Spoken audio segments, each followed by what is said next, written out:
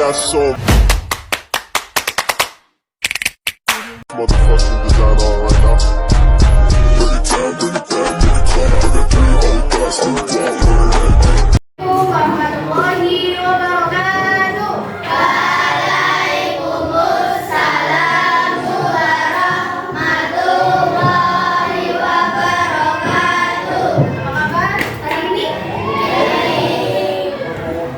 Perkenalkan ya, nama guru namanya Hilda Efriana Rumah, bisa dipanggil Hilda. Di sini guru pengen ajak anak-anak semua buat bermain dan juga belajar bareng. Sebelumnya kita berdoa dulu ya.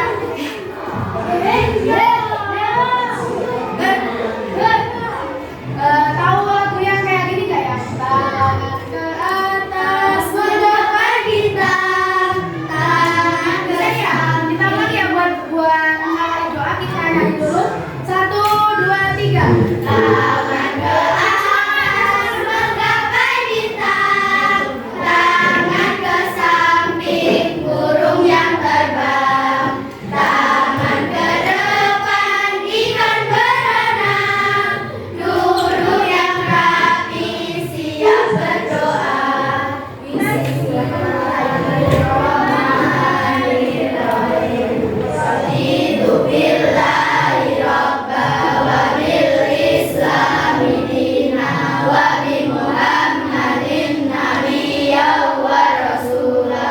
Rabbi zidni ilma warzuqni fahma bi rahmatika ya arhamar rahimin. Amin ya rabbal alamin.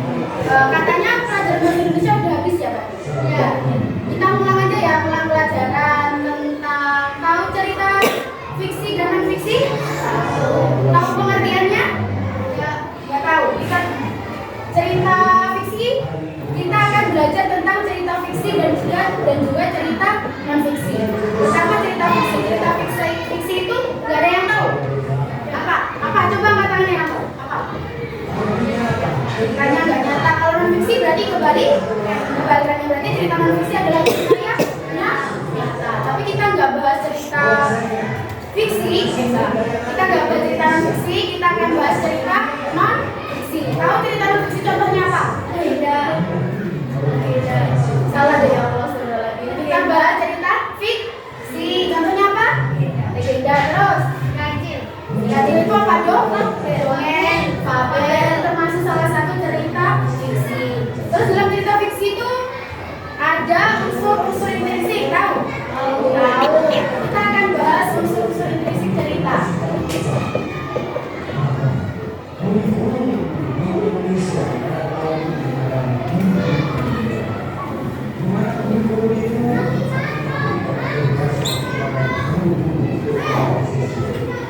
Ada berapa unsur-unsur intrinsik cerita, tahu? Ada 5. Kita bahas satu-satu ya. Yang pertama ada tema. Tema apa?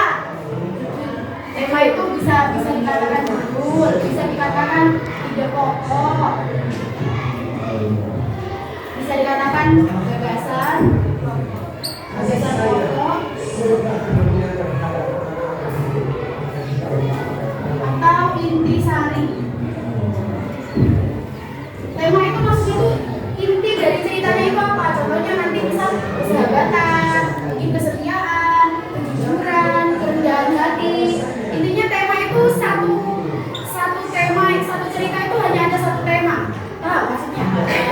Terus kita bahas yang kedua, ada alur. Apa alur? Ceritanya. Alur itu jalannya cerita ya. Ada berapa alur? Alur ada 3. Ada alur maju, mundur, ya.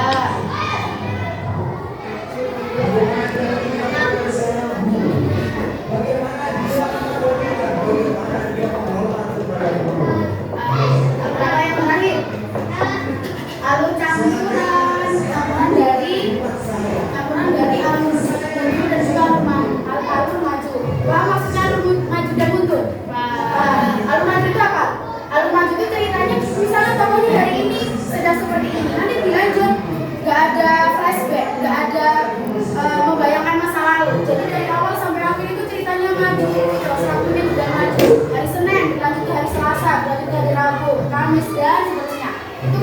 ya.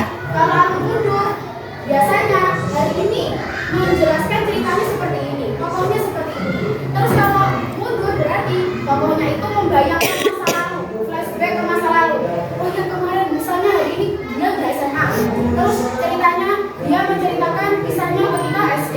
Itu namanya aku mundur. Kalau aku campuran dari keduanya, bisa jadi nanti pas udah tengah cerita membayangkan masa lalu.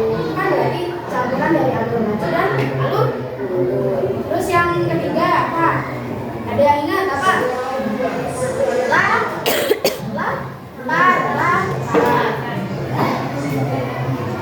Latar ada apa?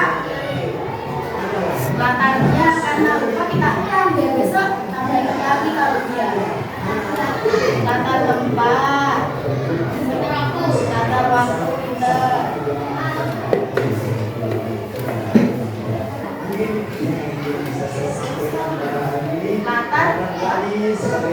Latar suasana.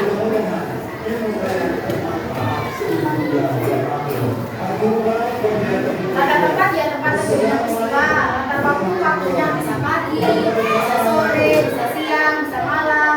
Latar suasana itu ya latarnya bisa keadaannya sedih, mencekam, ketakutan, atau mungkin di tengah gaya. Itu latar suasana. Terus yang keempat ada tokoh atau penokohan.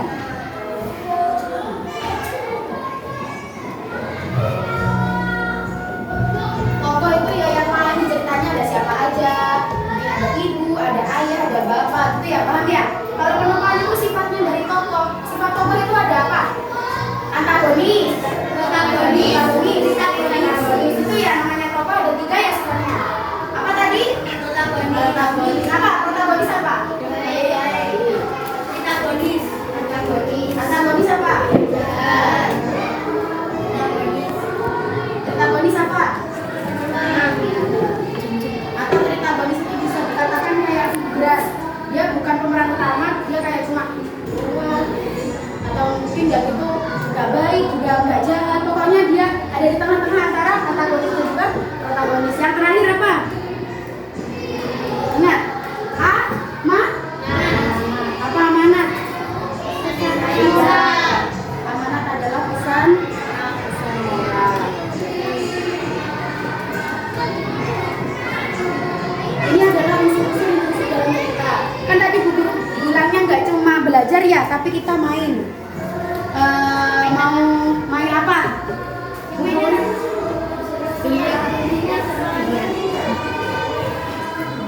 Tapi Bu Guru apa ya? Bagi 4 kelompok mau ya? Boleh ya? Orang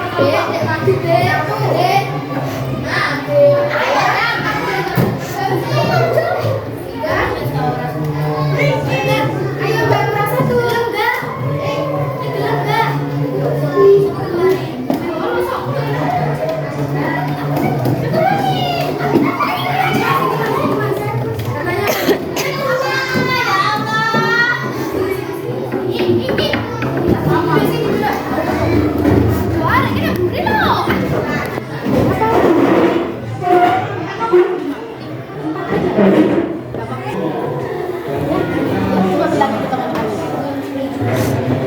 Yang kelompoknya Mbak siapa?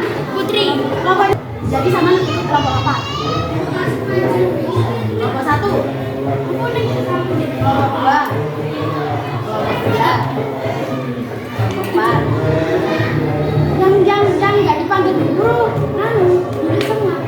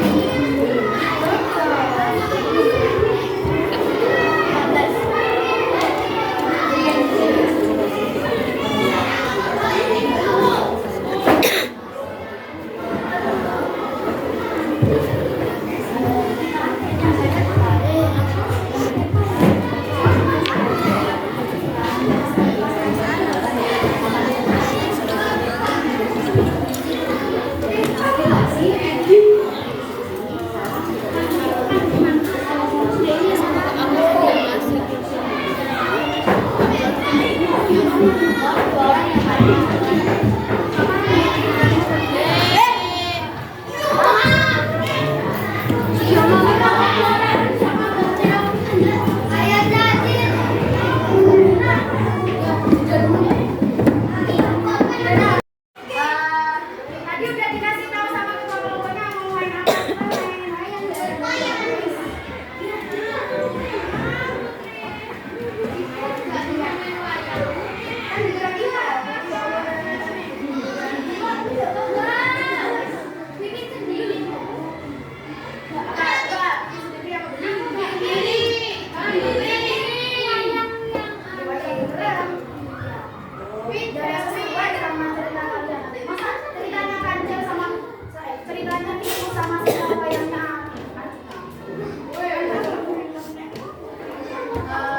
Ambil satu, nanti kita cari tahu urutannya. Satu aja, siapa yang mau urut satu nanti.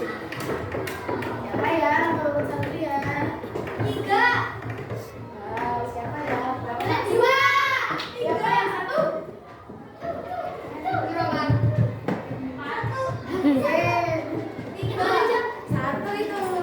Aku minta mejanya taruh di depan satu. Iya, iya. Tadi tuh berapa sih? Nomor satu. Nomor 3.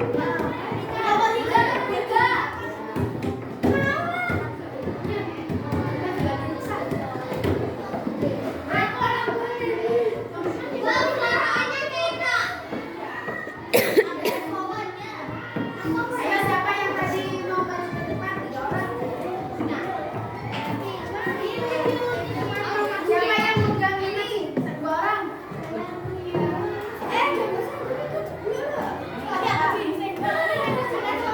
Aku baca. Apa? Biar yang lain nggak kelihatan. Mulai. 1,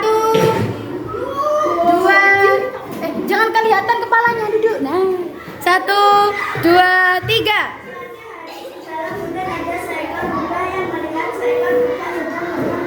Kurang keras, Mbak. Dikerasin suaranya.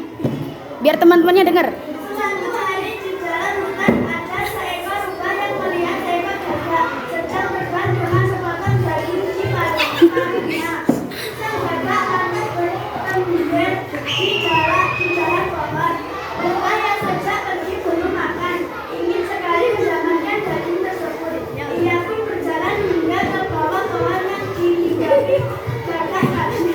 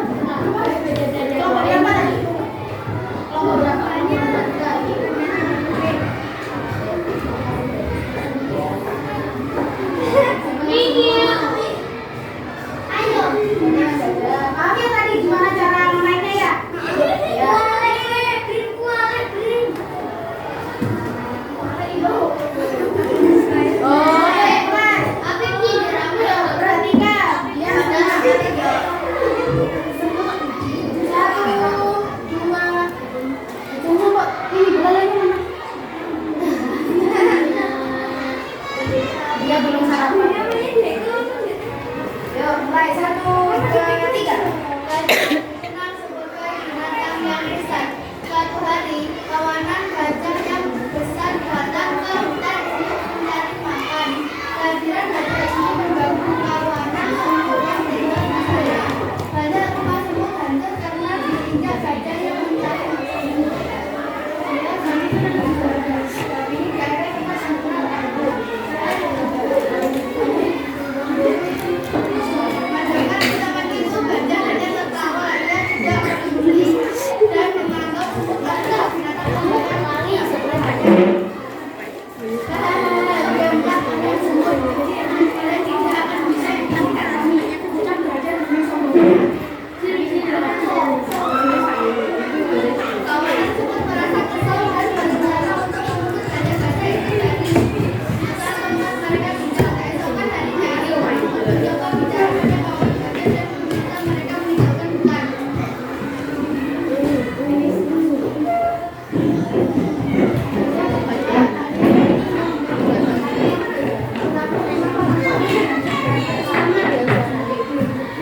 Kami tidak mau, terserah kami akan tinggal di mana kalian juga bukan milik kami. Gajah menolak untuk meninggalkan hutan dan hal ini membuat kawanan semut semakin marah. Semut itu menyerang kawanan gajah dengan gigi dan masuk ke dalam telinga sehingga gajah terjatuh. Kawanan gajah akhirnya meninggalkan hutan. Mereka sadar bahwa semut itu tidak bisa digerakkan hanya karena memiliki badan yang kecil. Sama gajahnya. Sudah? Sudah tepuk tangan buat Romoja. Ayo,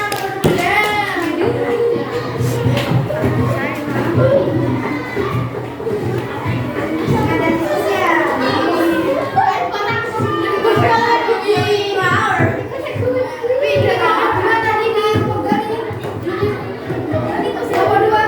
Mana tadi?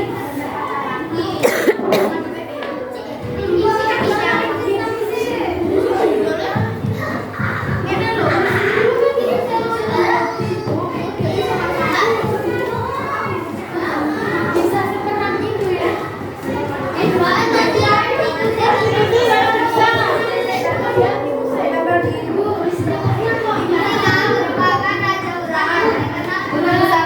Tikus ya? Iya. Tidak ada binatang hutan yang berani mendatangi singa atau Iya, ada kan ditulis tapi sarangnya. Suatu bagian ini aja yang hari, kita pakai. penasaran dengan sarang singa. Ia pun berjalan ke sarang singa untuk melihat raja hutan itu. Tiba-tiba singa mengetahui keberadaan tikus dan menangkapnya. Tikus merasa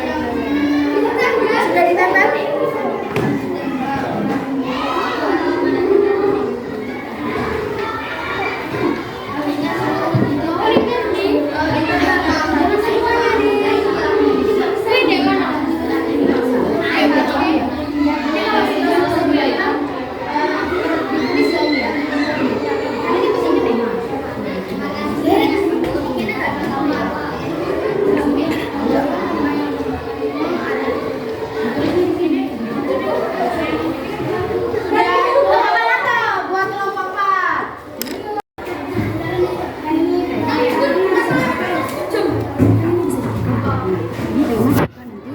Di sini temanya di buku tulis. Temanya apa? Kisah gajah dan semut ya. Di sini apa? Di akhirnya apa? Pokoknya apa? Paham kan? Paham ya? Tulis ya? Dimas,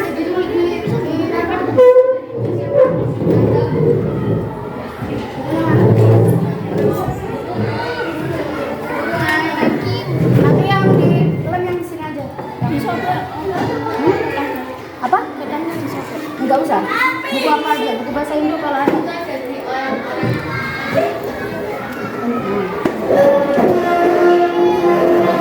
Mau diganti? Gak mau buku bahasa Indonesia.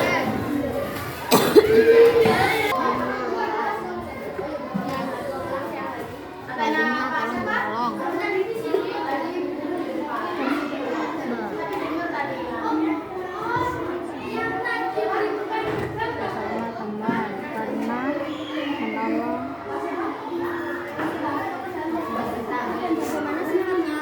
Singa sifatnya singa antagonis. Iya, cerah. Lah, buktinya memang antikus. Sudah? Sudah semua? Sudah, Mas.